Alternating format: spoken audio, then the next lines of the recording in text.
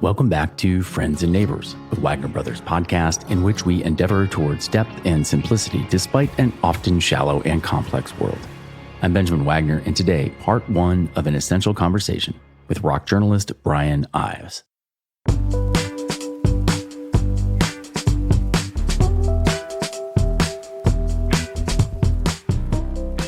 I wrote my first song in 1987. I was 16 years old. It was called Alone Again A and featured the melodramatically redundant opening line, "I'm sitting here, standing in the pouring rain." Rough start. It took me until my third album, Crash Site, in 2001, to build a collection of songs that really sounded like songs. A record that sounded like a record. I was 30 by then, and had been told by at least one major recording label that it just wasn't happening for me. "You don't shake your ass like Ricky Martin or Shakira," the label chief told me. "I wouldn't know what to do with you." Maybe I should have stopped then. It was apparent I wasn't going to be Springsteen or Petty or even Pete Yorn or David Gray. I was going to have to find another way, chart another course, which for me was to just keep doing it. One song after another. One show at a time. And in retrospect, that's when my music career really began to get good. There's a pretty solid collection of songs between Crash Site and last year's What's Left Behind. Standouts like Dear Elizabeth, Back from Waterloo, and California. And so, as I anticipated celebrating 50 and began recording what will be my 10th original studio album in Muscle Shoals last summer, I decided to put a strong chapter mark on the time period. Ergo, this brand new collection of remixed, remastered, repackaged, and reissued greatest hits, Essential 2001, 2021. When it came time to put these songs in context, there was really only one person to turn to, someone with whom I've been discussing music for over 20 years. Brian Ives is a rock journalism lifer who has put in nearly 30 years at MTV, VH1, Loudwire, Sirius XM, and Radio.com. He currently runs digital content operations for Beasley Radio's 40-plus stations and hosts a brand new podcast called How You Play Your Hand, about musicians and resilience. Brian, whose career we'll cover in an early 2022 episode, is an epic music fan. The kind of guy who listens to the entire Miles Davis catalog. Studio albums, live albums, compilations, outtakes, B-sides, in release order, over days and days. This is a guy who, along with his rock photographer wife Maria, is out at shows nearly every night. Because music. Above all, Brian's a terrific friend, concert-going partner, and free swag sharer. Perhaps no one's given me more Neil Diamond ephemera than Brian. Moreover, he's been one of very, very few people, friends or colleagues, with whom I can share open and cynicism-free discussion on all things music. And he knows my catalog, because God bless him, he showed up at my shows for over 20 years. And so, to celebrate the release of Essential 2001, 2021, available today everywhere you download and stream music, here's part one of a two-part discussion with my pal, Brian Ives.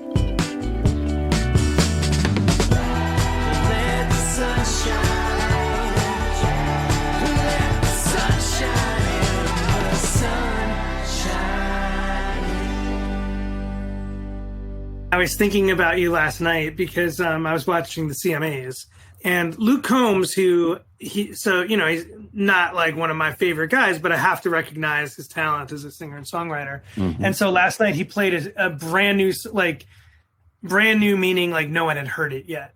And then he dropped the single right after he performed it. Yeah. And it was called Doing It. And it was basically like, what would you be doing if you weren't doing this? Yeah, it's just part of who I am, and whether I'm paid for it, it's what I do. I could not have imagined 20 years ago where I would be right now, let alone that I'd still be making records. It turned out kind of better. The music business is really hard, and I didn't know that at 20, right? Like I just saw what was on stage, right? I saw what was in front of me on a screen. Even when I was working with you, I was still young and, you just didn't know what work looked like, and you just didn't know how many hours it took to be great, my mom was learning guitar when I was in her womb, like literally learning acoustic guitar, right? So, if we are energy and frequency moves through our cells, which it does really readily, there's a strong argument that the sound of an acoustic guitar or the frequency of the six strings and so forth, those chords, is just in my DNA, right? Then I'm born to like Carole King and James Taylor and the end of the Beatles and the beginning of John and Wings and stuff, right? Like, so some amazing, but like Laurel Canyon. Right. So then there's this idea of it's so soothing to me. And I think so making music is soothing. Like it's a place like surfing is for people, right? Or like where I'm in it so far that the whole world goes away and I can feel like I'm being productive and I'm making good use of it. And this is the other thing, and how we make use of our pain, right? It's a little surprising to have a bunch of songs about divorce, but then at the same time, it's like, well, there's only a handful of really painful things that have happened. And those are still being surprisingly worked out, I always think of Bruce Springsteen's acceptance speech when he got into the Rock and Roll Hall of Fame, and he thanked his father because, first he thanked his mom, who was always supportive, famously bought him that guitar, all that stuff. And then he's like, I got to thank my father. He goes, without him, what would I conceivably have written about? And I wonder too, and I was thinking about that when I was listening to your music, like when your life is generally good, as I would presume it is now. I mean, you and your wife appear to have a great relationship. Your kids are obviously so important and near and dear to you. Like, you have to write about other things. I mean, in some ways, Brian, I'm in like a harder place than ever because I'm trying to slow down enough to feel whatever the fuck just happened in the last 30 years. Do you know what I mean? No, I understand that. At the same time, I'm enormously aware of how lucky I am to be able to pause to basically try and make myself healthier. There's still friction. There's still tension. There's still places where there's a gap and where I know I have more growing to do. I just kind of woke up here a couple of months ago. I mean, I can't emphasize that enough. I mean, I've only lived in this house since April of last year. And before that, I was basically in a screen on Facebook all the time. Do you know what I mean? Working. So I wasn't really here. And then when I left Facebook, like it's like I got off 95 and got onto like a side road that was smaller and quieter. I mean, I went from living in New York City since I was 25 to looking out the window at the leaves changing. So it's just such a contrast and such a like wake up. It's what it is. It's a wake up. And you're like, what the? And I meant to wake up. I meant to step off. We did it on purpose, but that doesn't minimize how shocking it is sometimes. And you're like, oh my God, how did I get here?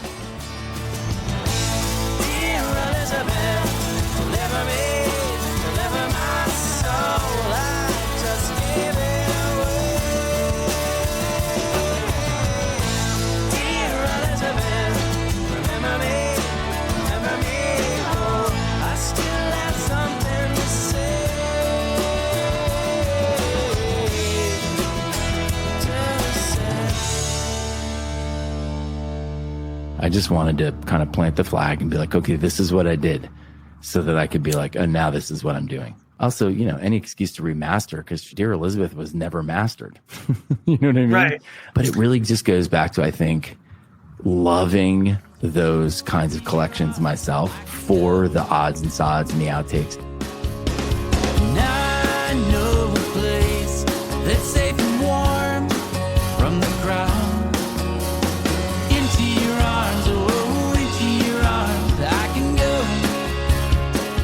Sometimes you cover a song without really knowing too much about like the artist and the context and stuff, but you, having worked at Rolling Stone even before MTV, like we were all inundated with like who Evan Dando is, what the Lemonheads are, and like he's sort of like this slacky guy who everyone's fascinated with his personality and blah, blah, blah. I'm like, he's the opposite of you. He seemed to have no work ethic. He was a total slacker, and like you were a very disciplined guy. Like, that's funny. In whatever era of your life you're in, it's like you are recording songs, working for a marathon, like depending on when it was, like working on a documentary, like more recently being a parent, but like you've always had so much going on. And it's like, I almost felt like Evan Dando doesn't even deserve you covering him, although it is a good song. Yeah. My primary criteria was that it's a catchy song, but I liked that song because I feel like the real lesson for me at this point in my life, and I've been learning, you learn lessons over and over, just the reminder that like what I thought mattered didn't matter. Into Your Arms is just such a reminder that like, it is to me that elemental of like, you know what really matters? Friendship, relationship, love, communication, like sharing. When I was a kid and I started wanting to make rock and roll, it had nothing to do with any of the things it has to do with now. It was just a dream. It was just like I watched too much MTV and I played once and people screamed and I was like, I should do that more. You know what I mean?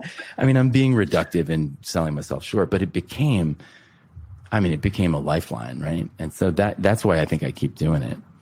But I always feel like I have to kind of explain myself, and I still do. Even to myself, like, why do you do this? But then I hear something, and I'm like, well, because you just made that. The making is so gratifying. If you were a painter, at some point you start spending a lot of money on easels and paints and all that kind of stuff, and it's like, are you going to sell it and make that money back? You're probably not. So I just view your music as the same thing, except that someone in Portugal put your song on a playlist on the other side of the world, and now lots of people have heard it. Yeah. It's unlikely that any other art form, I guess you could post photos and they could be shared and all that kind of stuff. That's a good point. But it feels easier with music. Like a Spotify playlist is just like, I heard this somehow and now I like it and I'm going to share it and people listen to it because it's my playlist. And the other thing is like, some musical director is going to come upon one of your songs and like use it in a movie or something. Well, maybe. It's worth noting I have never done a good job of that. I don't know. It's part of the journey. But it really all goes to like eponymous in a lot of ways, Yeah, totally. And hey, I bought that because of the Horns version of Finest Work Song 2, by the way. Yeah. I love that you know that reference, bro. Dude, I'm telling you, I can only think of one person on earth who would know what we're talking about, Whitney Matheson. Otherwise, forget it. That is such random ephemera.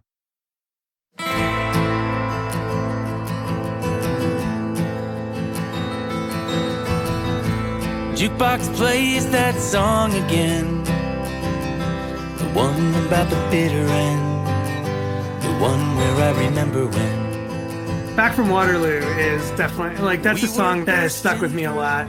Just the idea of, like, you're going back to somewhere and, like, you're sort of being reminded about what you didn't like about it, but you went, And then the imagery of, like, the jukebox plays that song again, the one about the bitter end, and it's just, like, it's different for me because I live in the town I grew up in, but I could imagine coming back here if I didn't live here and then being like, I don't really need to be here. It's funny, like I was carrying that lyric around forever, which is weird. I can't say that about me. The jukebox plays that song again. That is not rocket science. But for some reason, it was in my notebook. I don't know why, but it just, the second half kind of happened one day, right? The one about the bitter end. And once you have that, you're like, oh, I hear bitter end. And I just think, well, that's a relationship and the relationship didn't go well. And boom, the story starts on spool. And I was definitely thinking about a bar I've been in Des Moines aesthetically, but it's the bar we've all been in, right? Like there's neon everywhere and it doesn't smell right. And there's nothing sexy about it. It's not a hip place, but most stories have a beginning, middle, and end. Many songs have 3 verses, right? Well, that song has 2 verses, and it basically has a beginning and an end, but there's no middle. You don't know what happened, right? There's no actual explanation of what drove the bitter end. There's just some like ideation around it, right? Like the dewy-eyed saboteur, right? Like that's obviously somebody else who intervenes, right? That's, I think, what some of these traumas are like. And acknowledging that we all have traumas, and I don't mean to overstate it, but like it was a pretty tumultuous divorce. Like there was a lot of shouting, a lot of wall shaking, and then boom, we're 1,000 miles away from my dad. So like, and for the rest of my life, there's the economic part of that too. Like a lot of people don't get a divorce because they can't afford to live separately. Well, exactly right. And I don't think my mom had much, but she had enough to get the fuck out, which is its own interesting story. But when we got to Pennsylvania, dude, we would go to the equivalent of the TJ Maxx, and she'd get a pair of jeans for both of us to share. And I remember I shared Nikes with her because we both wore the same size. And she's like, look, if you want them to be real Nikes, we're going to have to both wear them. because we both need sneakers. Like, I'm not trying to be melodramatic. I'm just saying, like, no. I mean, that's the story. I know people have it worse, but then if I say that out loud to you, I feel less weird about it still being present in my life. You know what I mean? And I don't mean I agonize it over every second of every day, but it's just like, it's just it's part of you. It's a part that just doesn't fit right. It just doesn't, it just won't, I say to Abby, like, she was raised with a mom and a dad and two sisters, and they've lived under the same roof their whole lives together. And my house blew up and we got blown across the country and nothing was ever the same. And then a couple years later, I got my jaw broken by the captain of the football team, right? So suddenly you begin to feel this trend of like, wait, the world is not consistent and reliable. It is wholly hostile and uncertain. And I think I braced for that mindset for 30 years, 40 years. We could never even say all the mistakes we thought we made. We could never find our way back from Waterloo.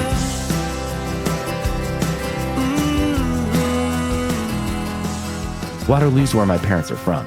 But I also love that, like, Waterloo's where this huge battle happened, right? With Napoleon, right? And it's where he lost, right? You couldn't ask for a better name of a town, right? I mean, it's like Bill Clinton needed to be from Hope. My parents needed to be from Waterloo. The more you talk about it too, I mean, I think of some of my favorite, like, sort of solo singer-songwriters, like Bruce, of course, Tom Petty, John Mellencamp. Like, I'm sure Mellencamp is probably still working out shit from his dad. You know what I mean? When I was in high school, I was in this play Pippin, and you may have seen it on Broadway. The long story short is this young man graduates with honors, and he's the king's son, and he doesn't know what he wants to do with his life, and he does all these things. He's like a priest and a warrior and a farmer, and ultimately is like falls in love with this lady who has a kid and adopts the kid, and they get married, and he kind of realizes, oh, I was pursuing the wrong thing, right? Like, I was trying to do this external thing and trying to get my gratification and my applause and my adulation and my sense of who I am from all these outside forces that have very little to do with what really matters. And, lucky all the time is a bit of hyperbole, but, like, when you're in a committed relationship and you've got, like, when you build something like you and Maria built and Abby and I built, like, I don't know, like, it's a pretty lucky all the time feeling. It can be, right? It's particularly if you're able to appreciate it. So, I mean, I think the arc is like, oh, wow, I think, right, if the point is some kind of evolution or adaptation or improvement over time and generations, like, maybe we're just a notch in the right direction. And my parents were in a notch in the right direction from theirs, and so on and so on. And it just so happens that songs are where I figured that out. I think you're probably more than a notch. You're probably quite a few notches, I would think. But yeah, I mean, like, your songs, it's like that Luke Combs song, Doing It. Like, you'd be doing it regardless of who is and is not listening. But it is how you work your stuff out, for sure. 100%. And it's like chicken and egg.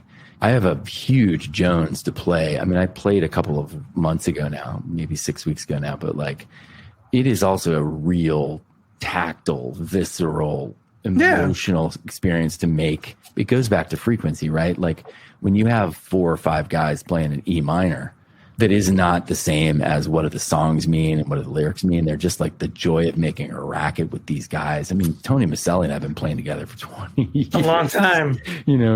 Chris Abad is like 15. So, that ends up being its own sort of special byproduct, that it's its own self-soothing and its own, I don't know, healing. And I think Bruce would say the same thing. I think, God bless him. I wish I had half the medicine he's had, right, for all those shows. I mean, just, and, to have the kind of collaboration he has with, like, with Clarence, that kind of the healing that must have come in that kind of friendship. Right. Yeah. Yeah. I've been reading a lot about, if you haven't gathered, trauma and what we do with it. And there's a line of thinking in psychology today that says that telling the stories over and over isn't actually that valuable, but having, positive, productive, healthy relationships is really the main thing you can do to heal, which seems very logical, right? But at the same time, it's not really how we generally manage. We either medicate or we talk. We do talk therapies. The joy of that, I could see that if it's your source of income, it could become a grind because you're depending on it to make something happen. Right. And most of, 99 times out of 100, it won't for most people. Right. But like, there still is that joy in it. And I think in some ways that gives you more power, that you don't rely on this. You have no desperation in your music. Like regardless of what your next record sounds like, you will be paying your mortgage. You will be, living life with your family, whereas like somebody who doesn't have that, there's a lot on the line. And I think it can take the joy out of it. Well, it can give it an adrenaline burst, but it could also take the joy out of it if that plateau doesn't get reached in a certain amount of time. For me, it's obviously so much like an exploration of what's happening unconsciously, because I think that's what most art is, right? And you just kind of uncork. And in my older age and with lots of practice, I've gotten pretty good at being able to sort of go, okay, we're going to do this thing now, and it happens. And I put some gobbledygook down, and I get like 100 pieces of gobbledygook, and 20 of them become, a frame that I can shape into something. And then you just keep dialing it in, and then suddenly you're like, oh, I think I know what was happening here. But then years later, you're like, oh, no, you didn't, and it's this thing that, or it changes, right? Or you hear something. I heard something in Dear Elizabeth after the remastering that I'd never heard before. And I was like, wow, like there's a lot of mystery and magic. There's a lot of unknowns happening in the process of like these sounds going from a speaker or an instrument into our ears and our whole body. I mean, nothing moves you like music. Friends and Neighbors is a Wagner Brothers production. Download the podcast on Apple, stream it on Spotify, watch it on Facebook or YouTube, and subscribe to our newsletter at friendsandneighborshow.com. And if you're moved or inspired by what you're hearing here, please share it with your friends and neighbors. Until next week, it's a good feeling to know we're lifelong friends.